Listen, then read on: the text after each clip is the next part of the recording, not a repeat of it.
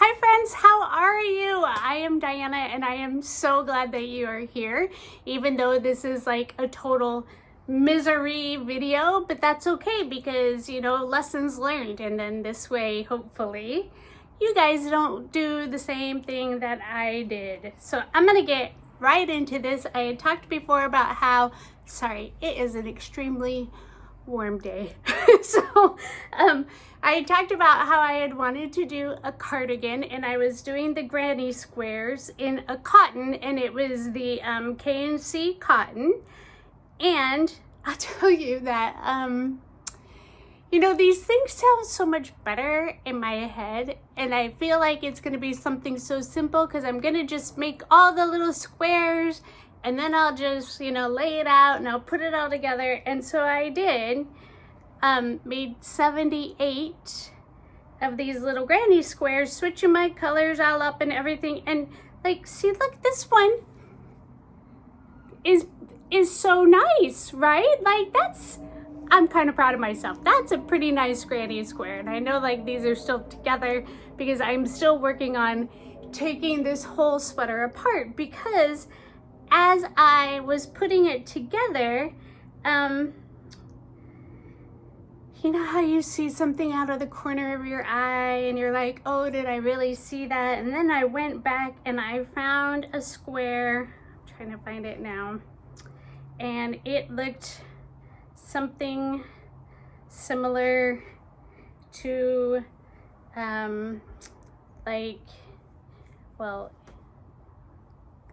like this, except for it was in the middle, right? And it was I know that I have another one, and I probably will find these and make the perfect thumbnail so you guys can see exactly. But my stitches were coming out in the middle of my granny squares because there we go. There's a perfect example.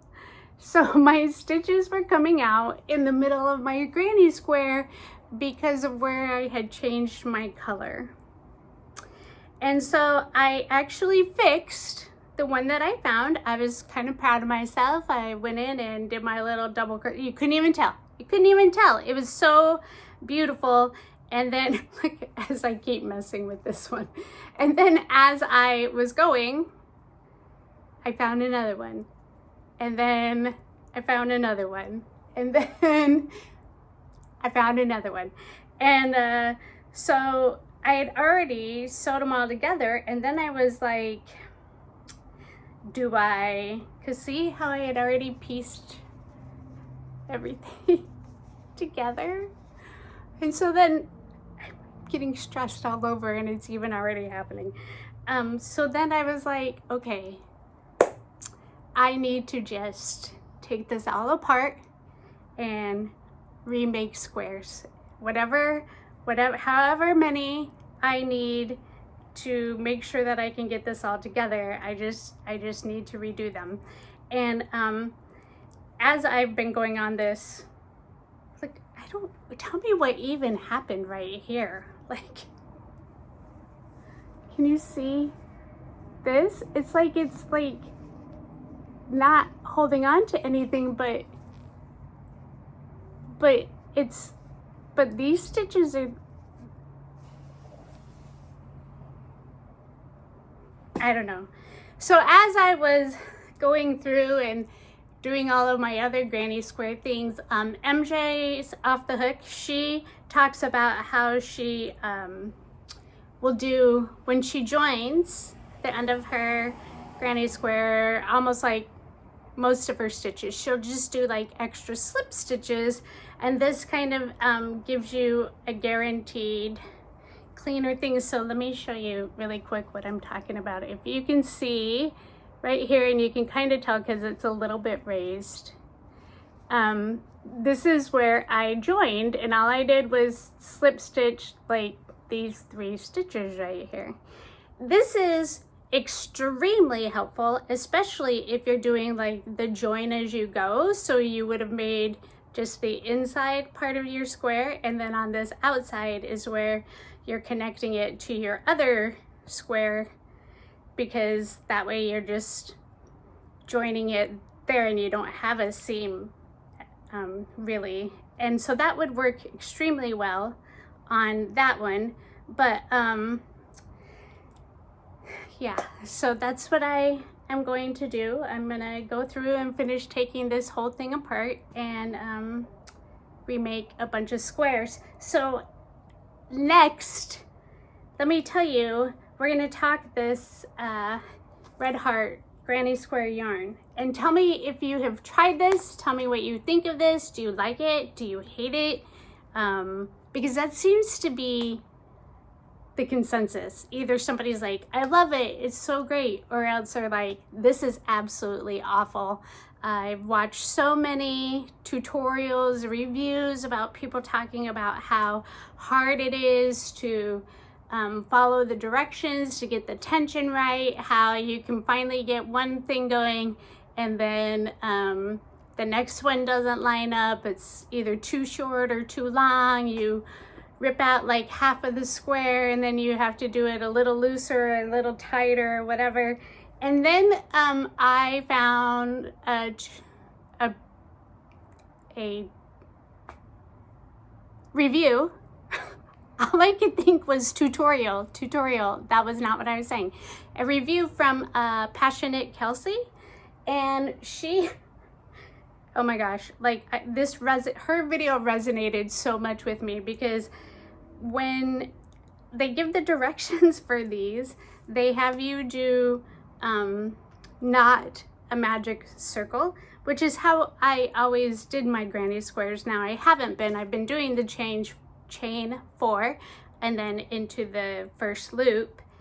And she's like, but I don't like that. I don't want to do that. And I can totally relate. And so then she's like, I'm gonna try it this way, and I don't like to do chain 1 in between, and I don't like to do these chain 3s, and so I was like, you know, I wonder if I just attempted to do a granny square the way that I do a granny square, how off would I be with this yarn?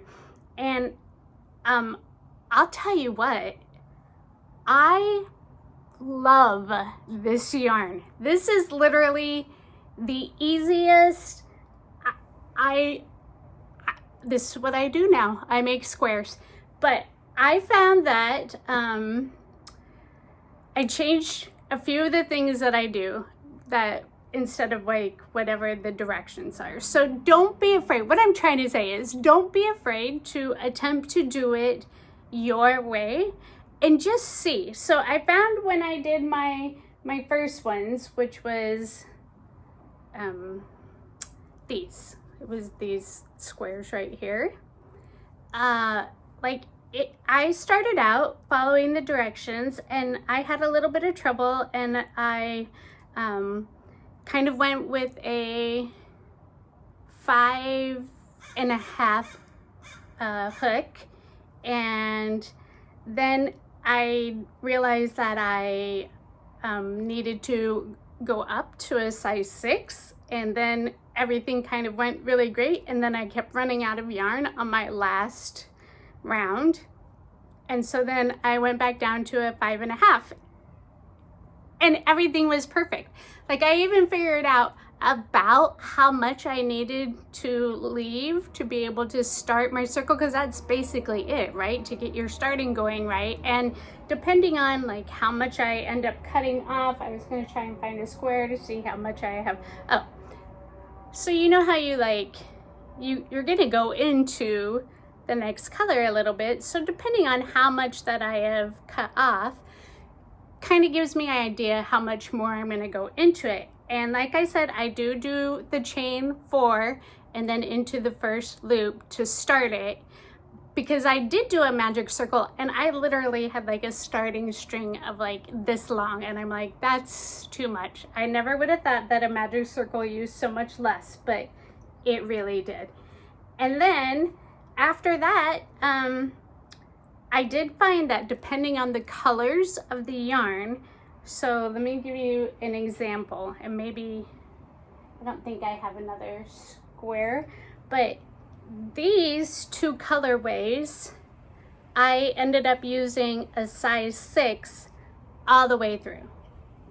These two colorways, so this one is all a 5.5, and then like I said, this one is a 6 with a 5.5 on the outside.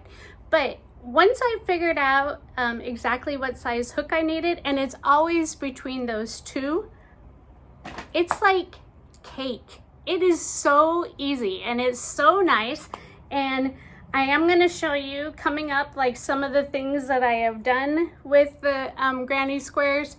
But if you have not tried this Red Heart granny square yarn, I highly recommend you trying it and just kind of go the way that you want to go. If you want me to do a video showing you exactly how I did mine, the way that I do my granny squares and how I started it and how I get to the changes and everything like that, I would be happy to do that. Just let me know. But I really recommend, like, just try it. Just try the way that you do squares. Switch up your hooks for a little bit, and I just feel like you may come to actually love this. I was gonna get it just to do something else because I like the colors, and then I tell you, I saw that video and I was like, I can do this. I can do this. And my family makes fun of me because my bed literally has like stacks of squares on it all the time now. But there is my 2 pieces of advice for granny squares right now. I have like so many things to show you that are coming up. I told you I did that Joann haul, and now I'm just like, I got things to make. I got things to do. So I can't wait to share them with you all. I hope you all are doing absolutely amazing, and I will see you all next time. Bye.